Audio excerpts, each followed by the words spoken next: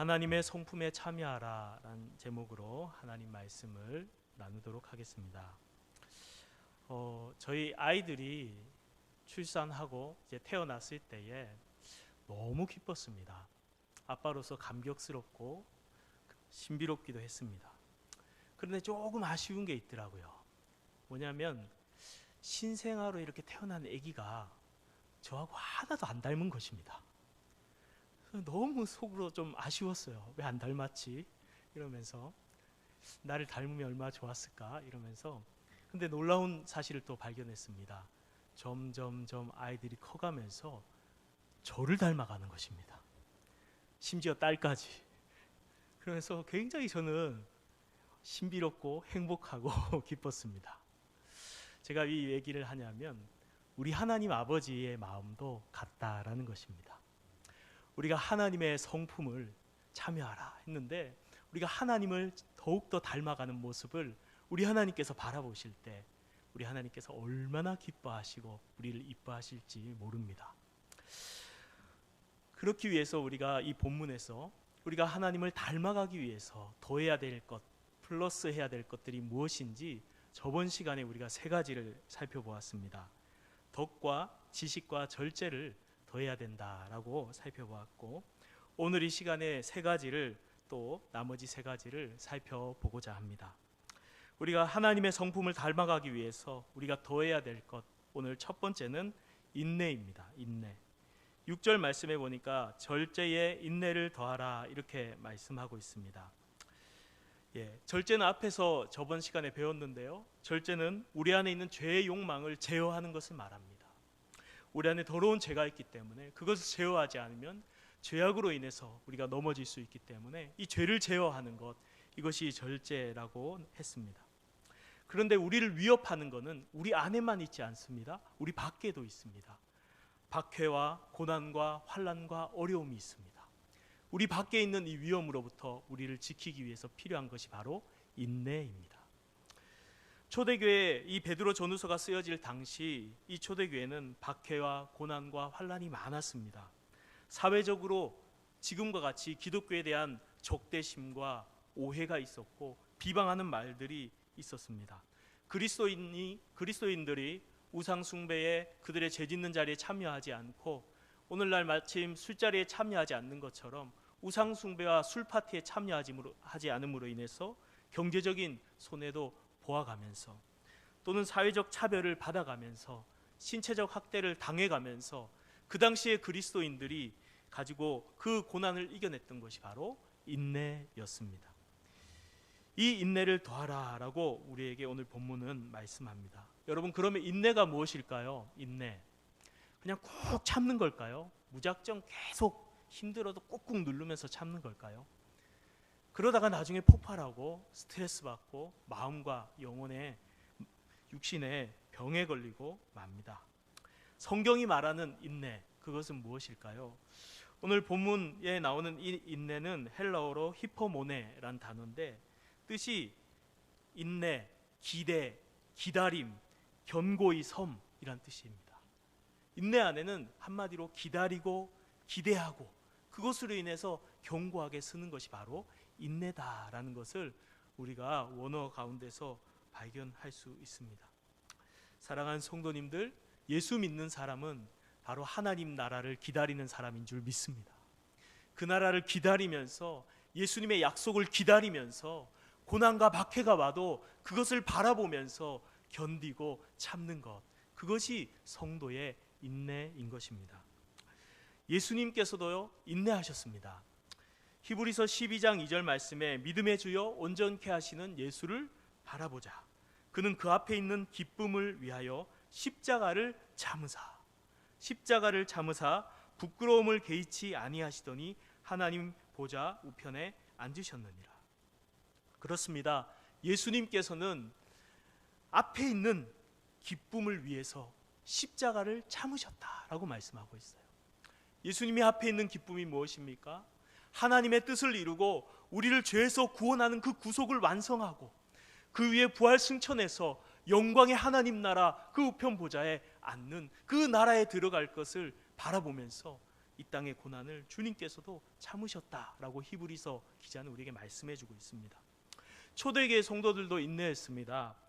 초대교회 성도들 중에 데살로니가 교회 칭찬 중에 하나가 소망의 인내라는 표현이 있습니다. 그들은 소망했기 때문에 인내할 수 있었다는 것이죠. 무엇을 소망했습니까? 하나님 나라를 소망했습니다. 하나님 나라를 바라보았습니다. 천국이 정말 있으니까요. 하나님 나라가 있으니까요. 그것을 바라보면서 고난을 인내하고 견딜 수 있었던 것입니다.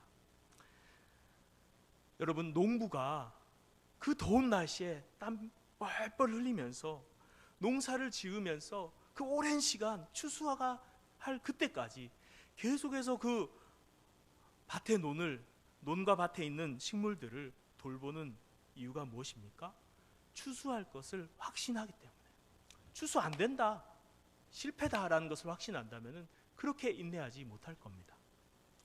임신한 엄마가 그렇게 좋아하는 커피도 안 마시고 감기에 걸려도 감기약도 안 먹으면서 견디는 이유가 무엇입니까? 사랑하는 아이와 10개월 후에 만날 것이라는 확신이 있기 때문에 그거 다 견디는 겁니다. 끙끙 앓으면서도 견디는 겁니다. 여러분, 우리 성도들에게도 약속이 있고 확신이 있는 줄 믿습니다.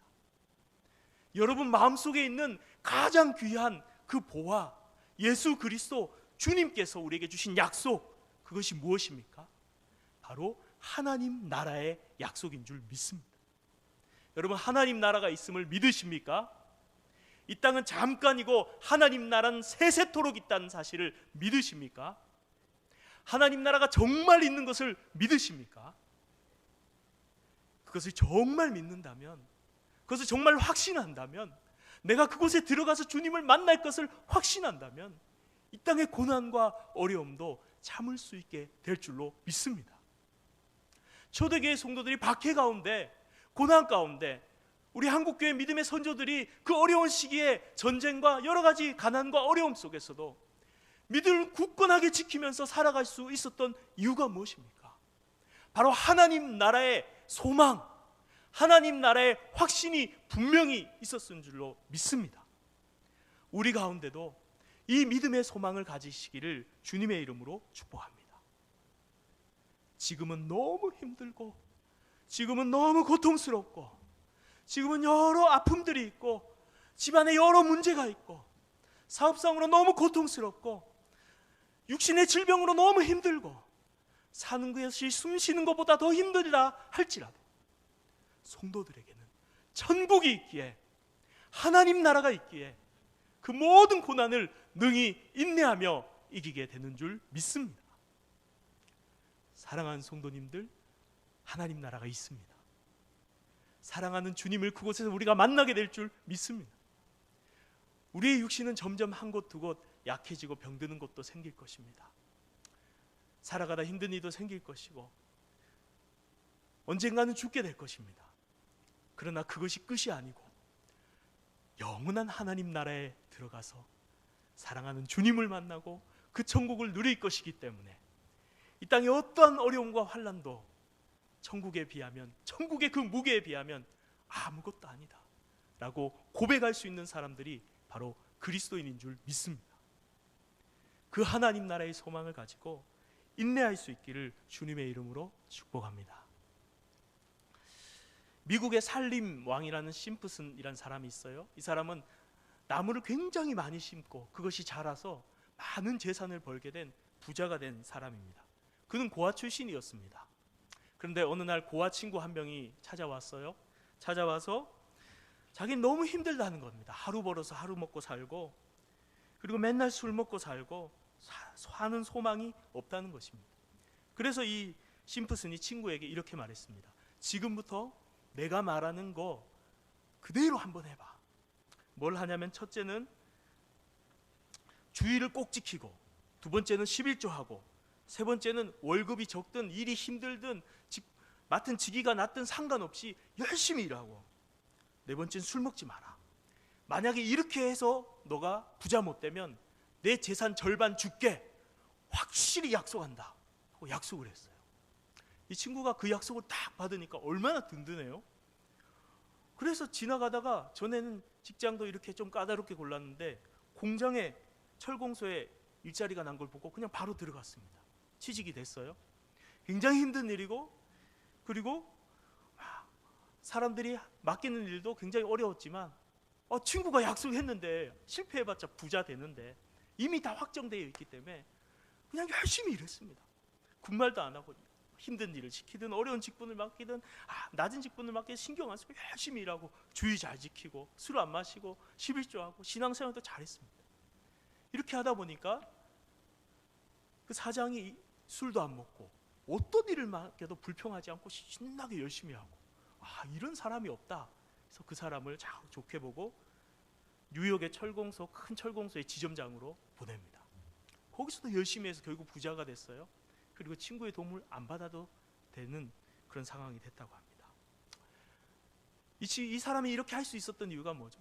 친구의 약속이 분명했기 때문에. 힘든 일이든 거친 일이든 아무거나 어떤 일을 시키든 즐겁게 그냥 열심히 일했던 거예요.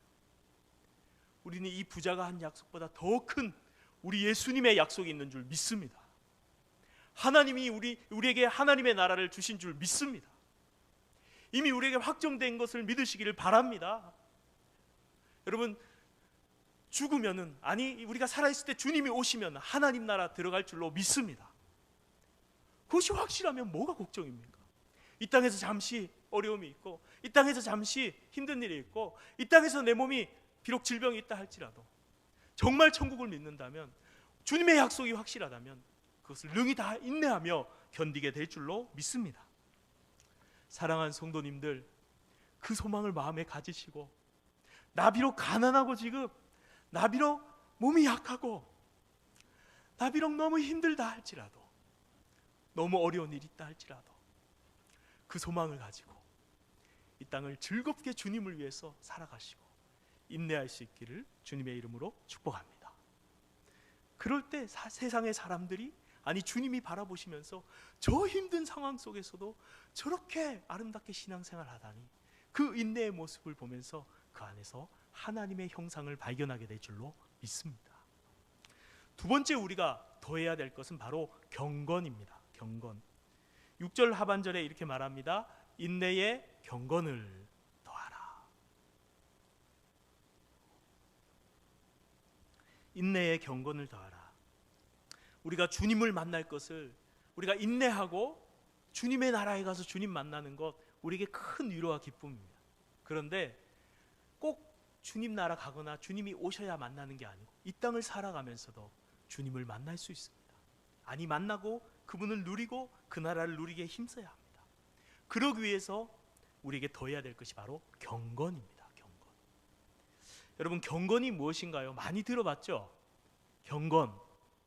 근데 막상 얘기하려면 참 이게 말하기가 쉽지 않아요.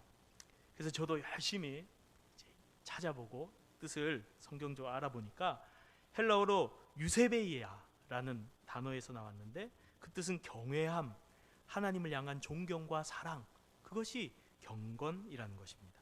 구약 성경을 헬라어로 번역한 70인역에 하나님을 경외하다란 이 단어가 야레인데, 이 야레란, 모든 야레란 단어들이 다 이 유세베이아, 경건이란 단어로 번역되고 있어요. 즉 경건은 여호와를 경외하는 것과 같은 말입니다. 그래서 칼빈은 하나님을 경외하고 사랑하는 것이 경건이다라고 정의를 내렸어요. 사랑하는 성도님들, 경건이 무엇입니까? 우리가 하나님을 경외하고 하나님을 사랑하는 것이 경건인 줄로 믿습니다. 성경에 보면 참 경건했던 한 인물이 나와요. 고넬료. 사도행전 10장 2절에 이렇게 말합니다.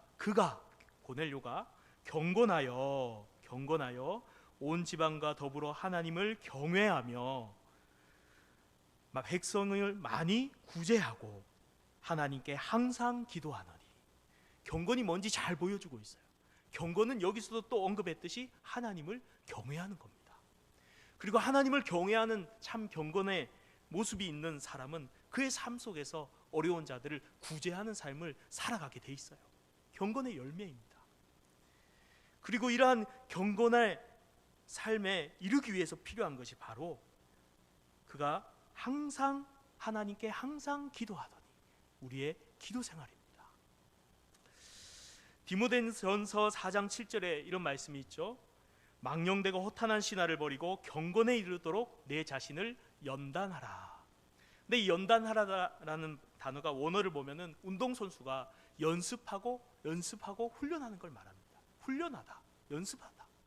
경건에 이르기 위해서 훈련하고 연습해야 되는데, 이 디모데전서 4장 문맥의 바로 앞에 절에 보면 기도와 말씀으로 거룩하여집니다. 어떻게 연습합니까? 경건에 기도와 말씀을 통해서 우리가 경건을 연습해야 될 줄 믿습니다. 기도함을 통해서, 말씀을 통해서 우리가 하나님을 깊이 만나고 하나님을 알게 되고 하나님을 경험함을 통해서 우리 마음에 하나님을 경외하며 하나님을 사랑하는 이 경건이, 이 경외심이 생길 줄로 믿습니다.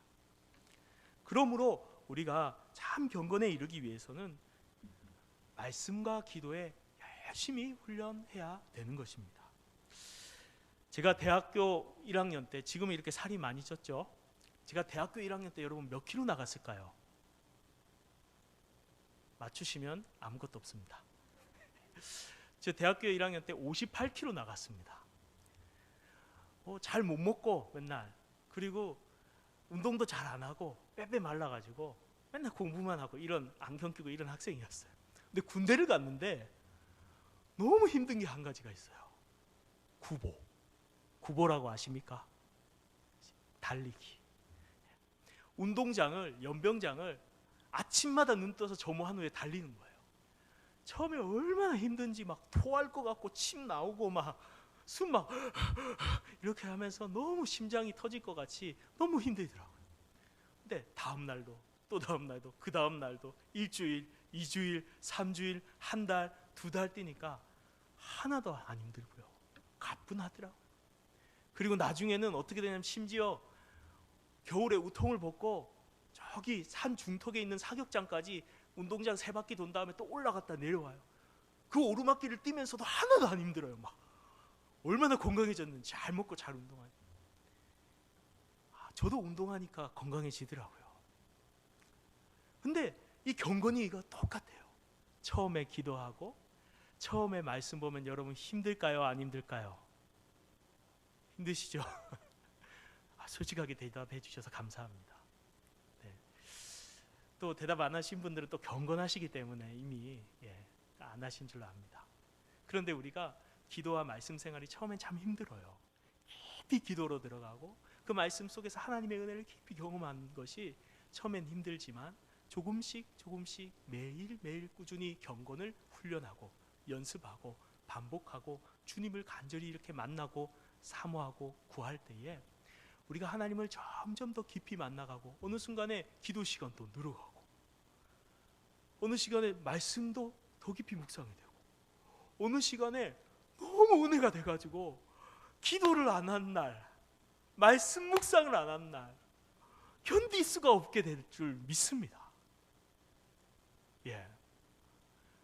여러분 운동도 하는 사람이 하루 쉬면요 찝찝해요. 막 뛰고 싶고 나가서. 말씀도 마찬가지예요. 우리 예수님도 습관을 따라 감람산에 또 산으로 기도하러 가셨죠. 꾸준하게 우리의 삶에 기도와 말씀에 훈련을 하시기를 주님의 이름으로 축복합니다. 그러할 때 우리가 주님을 깊이 경험하고 그 안에서 우리가 참 경건한 은혜를 누리게 될 줄로 믿습니다.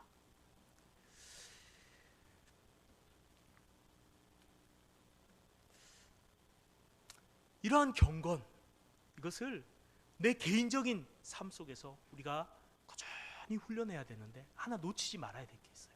이 경건을요 나만 누릴 게 아니라 우리 가족들도 함께 해야 될 줄 믿습니다.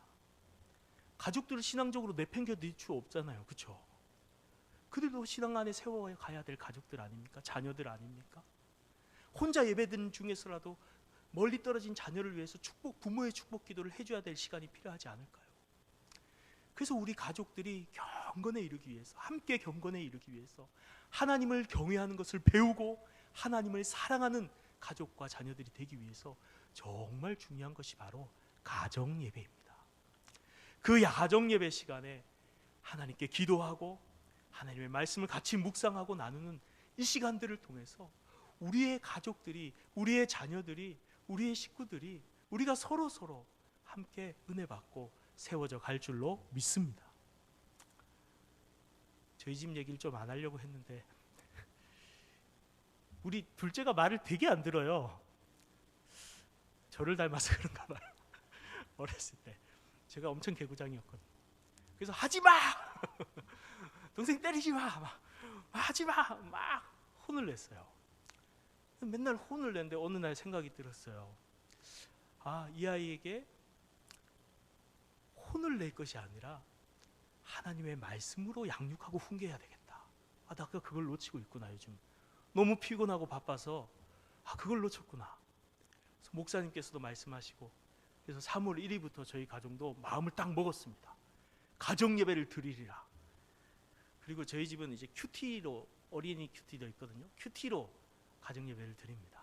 다 앉혀놓고 기도하고 감사한 거 나누고, 그 다음에 큐티 말씀을 또 각자 이렇게 묵상합니다. 심지어 7살도 큐티합니다. 7살도 가정 예배 되더라고요. 지가 소리내서 성경을 읽어요. 마무리 기도도 합니다. 큐티책에 다 써 있거든요. 그대로 읽어요, 마지막에. 근데 이 초등학교 다니는 2학년짜리, 3학년짜리 아이들이 하나님 말씀을 잘 묵상할 수 있을까? 의구심이 들었는데, 나누다 보니까요, 제가 생각하지도 못한 말씀을 나눠요.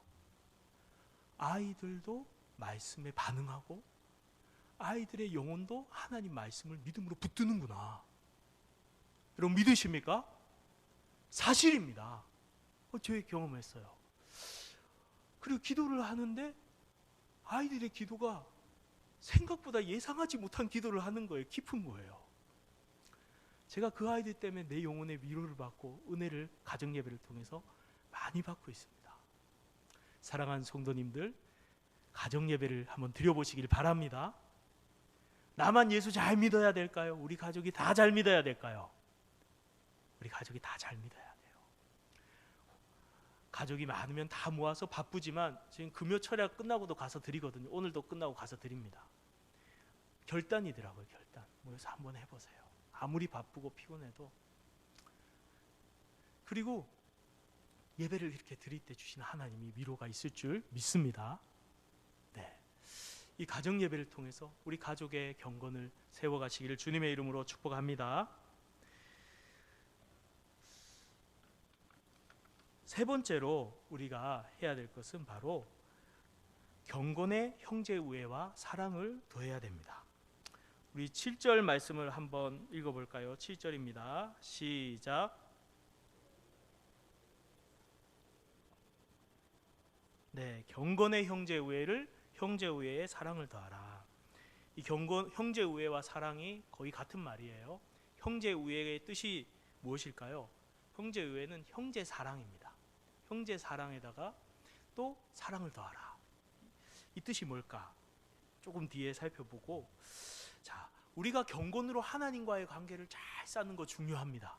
근데 놓치지 말아야 될 것은 뭐냐면 바로 옆에 있는 사람들이에요. 옆에 있는 우리 성도들이에요. 옆에 있는 이웃과 가족들이에요. 하나님하고 관계 아무리 좋다 하더라도 옆에 있는 사람들을 돌아보지 않으면 그것은 참 경건이 아닙니다. 경건은 고와 과부를 돌아보는 것까지 나아가는 거니까요. 그러므로 우리가 중요한 것이 바로 형제 우애와 사랑을 더해야 됩니다. 형제 우애란 그럼 무엇일까요? 필라델피아라는 단어인데 형제 사랑이라고 했죠. 가족애를 말합니다. 이것은 가족끼리 사랑하란 말씀이기보다는 오늘 본문에서의 이 형제 우애는 성도 간의 사랑을 말합니다. 이 편지를 받는 형제들끼리, 성도들끼리 서로 사랑해야 된다라는 것이죠. 제가 집에 딱 들어갔을 때 애들이 막 싸우고 소리 지르고 막 그러고 있으면 막 속상합니다. 그런데 어느 날 딱 들어가니까 막내가 막 뛰어와요. 너무 신나게 뛰어 기분 좋게 말해요. 아빠 이거 봐 이거 봐 이거 봐, 우와 나 엄청난 걸 받았어. 뭔데? 포켓몬 카드 3장 형이 나한테 줬어. 막 감동을 먹는 거예요. 그 3장. 우리 아들이 큰맘 먹고, 포켓몬 카드 모르시죠? 요즘 아이들이 되게 유행하는 건데 1,000원 주면 한 5장인가 카드 들어있어요. 포켓몬 카드. 그걸 3장씩이나 희귀템을 자기한테 줬대요. 그래서 너무 행복해하면서 동생하고 잘 노는 모습 보니까 저도 너무 좋더라고요. 여러분, 우리 가정에서도 자녀들이 싸우면 속상하잖아요. 근데 잘 지내면 얼마나 좋습니까? 하나님이 교회를 볼 때도 마찬가지예요. 성도가 성도를 사랑할 때, 성도가 서로를 위할 때 하나님 보시면 너무 기쁠 거예요. 근데 서로 싸우면, 서로 마음으로 막 미워하고 있고, 서로 막 원수가 되어서 말도 안 하고 있으면 하나님 아버지께서, 하나님 우리 아버지시잖아요. 우린 형제고 너무나 속상해 하실 거예요. 사랑하는 성도님들, 교회에서 형제 우애하시길 주님의 이름으로 축복합니다. 말 안 한 사람 있다면 당장 회개하고 말 터시기를 바랍니다. 사랑으로 서로 이렇게 섬기고 나누는 거 하나님의 뜻이에요. 그렇게 우리가 서로 사랑할 때에 서로 존중하고 서로 돕고 서로 용서하고 서로 관심 가지고 서로 섬기고 서로 함께 예배하고 함께 기도하고 함께 교제하고 함께 전도하고 이런 모습을 볼 때에 우리 하나님께서 기뻐하실 줄로 믿습니다. 이 형제 우애에서 멈추지 말고 사랑을 더하라고 말해요. 형제 우애가 이미 형제 사랑인데 거기다 또 사랑을 더하래요. 이 이야기는 뭐냐면은 성도 간의 사랑을 넘어서서 우리 주위에 있는 이웃들, 믿지 않는 저 사람들과 심지어 원수까지라도 사랑하는 마음을 가져야 된다라는 말씀입니다. 사랑하는 성도님들, 우리의 사랑의 지평이 넓어지기를 주님의 이름으로 축복합니다. 안 믿는 사람들 딱 쳐다볼 때 째려보면서 저 악한 마귀한테 사로잡힌 이렇게 볼 게 아니에요. 주님이 그들을 위해 죽어주셨잖아요. 사랑하는 사람들로, 긍휼의 마음으로, 사랑의 마음으로, 그들을 위해 기도하는 마음으로, 따뜻함으로 대해야 될 줄로 믿습니다. 심지어 우리를 너무 힘들게 하고 상처 준 원수 같은 사람이 있다 할지라도 그들조차도 우리가 사랑해야 될 줄로 믿습니다. 아멘이 작아집니다. 온 사랑이 어렵죠? 참 사랑이 어렵습니다. 머리는 알지만 마음 머리 따로 놀잖아요 원래. 그래서 어떻게 사랑할 수 있을까요? 최근에 제가 너무 기쁜 소식을 들었어요. 뭐냐면 미국 소식 들으셨죠? 미국 켄터키주에 있는 에즈베리 대학교에서 부흥의 역사가 일어났어요. 부흥의 역사가. 평범한 목사님이 설교를 하고 학생들 30명이 모여서 기도하기 시작했어요. 성령님께서 그 가운데 비상하고 강하게 임재하셨어요. 그 소문을 듣고 수업 듣던 학생들이 막 뛰어나와서 같이 기도에 동참하고 나중에는 주변에 있는 마을에 있는 교회들, 주변 교회들도 막 그 자리에 동참하고 성령이 그 자리에 강력하게 평온하게 인격적으로 충만하게 임재했어요. 18일 동안 기도가 멈추지 않고 계속됐어요. 또 사람들은 가기도 하고 오기도 하면서 그 채플당 밖에는 사람들이 그 부흥의 은혜를 듣고 사모하면서 그 마당까지 밖에까지 야외까지 하나님께 무릎을 꿇고 기도하면서 하나님 은혜를 구했어요.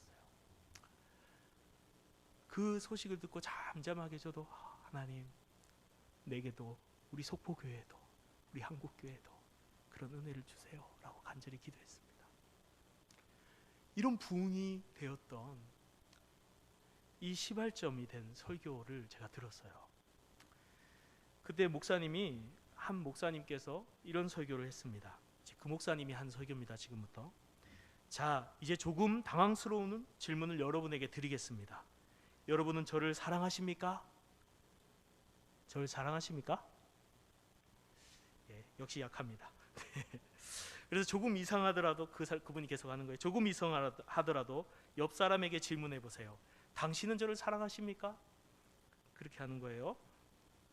그러면서 우리는 사랑을 쉽게 이야기합니다. 저는 오늘 아침만 해도 아내를 배려하지 않은 이기적인 선택을 했습니다. 아내는 어린아이들, 이제 갓난아기라 젖먹이라 일어났죠. 어린아이들 때문에 일어났지만 저는 더 잠을 자고 싶었습니다. 그게 바로 오늘 아침이었습니다. 여러분 정말 자신 있습니까? 심지어 성경에는 사랑을 실천하기 위해 훨씬 많은 것들을 요구합니다.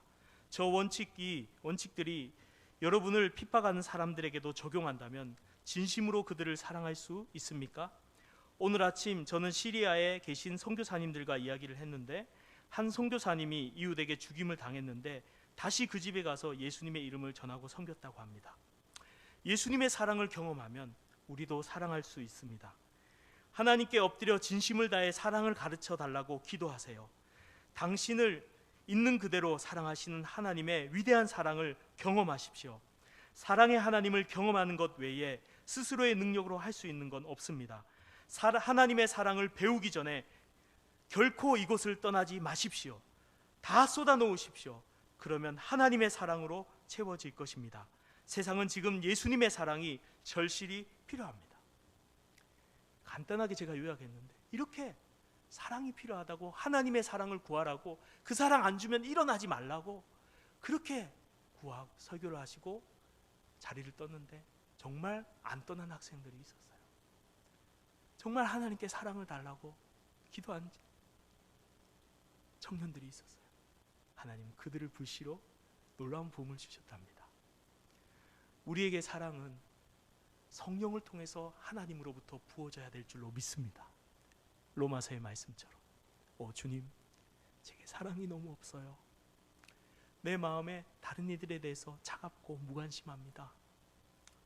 무정합니다. 때로는 미워하고 시기하고 비판하고 업신여깁니다. 하나님, 내게 사랑이 없어요. 하나님의 사랑을 알게 해주세요. 하나님의 사랑을 내 마음에 쏟아 부어주세요. 하나님의 사랑으로 충만하게 해주세요. 우리도 그렇게 기도해야 될 줄로 믿습니다.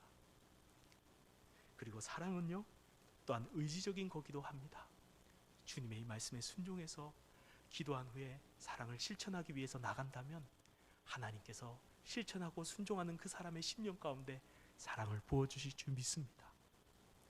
우리가 사랑을 구하고 사랑을 순종하면서 나아갈 수 있는, 그래서 우리 삶 가운데 사랑으로 풍성한 가정과 교회와 또 우리 성도들이 되시기를 주님의 이름으로 축복합니다.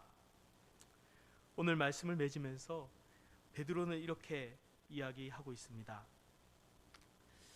이런 것들이 있어 흡족한즉, 8절에 이런 덕들이 흡족하게 있으면 예수님을 더 잘 알게 되고 열매를 많이 맺히게 될 것이다. 그런데 이런 덕을 더하지 않으면, 이런 것이 없으면 영적인 소경이 되어버리고 하나님의 구속의 은혜도 잃어버릴 거다. 그러므로 부르심과 택하심을 굳게 하라. 사랑하고 이 덕목들을, 덕과 지식과 절제와 인내와 경건과 형제 외의 사랑을 더하기를 힘써라. 그것이 우리가 참 믿음을 가졌다는, 하나님 나라 백성이라는 증거가 될 것이다 라는 것입니다. 사랑하는 성도님들, 오늘 말씀에 특별히 우리가 집중합시다. 이 세 가지, 인내, 경건, 사랑, 하나님의 약속을 바라보시면서 인내하시기를 바랍니다. 기도와 말씀으로 경건에 힘쓰시기를 바랍니다. 사랑을 구하며 실천함으로 사랑을 더하기를 바랍니다. 우리가 그렇게 하나님을 닮아가서 우리를 보시는 하나님의 얼굴에, 그 얼굴에 미소를 지어드리게 하는 그런 하나님의 자녀들 되시기를 주님의 이름으로 축복합니다.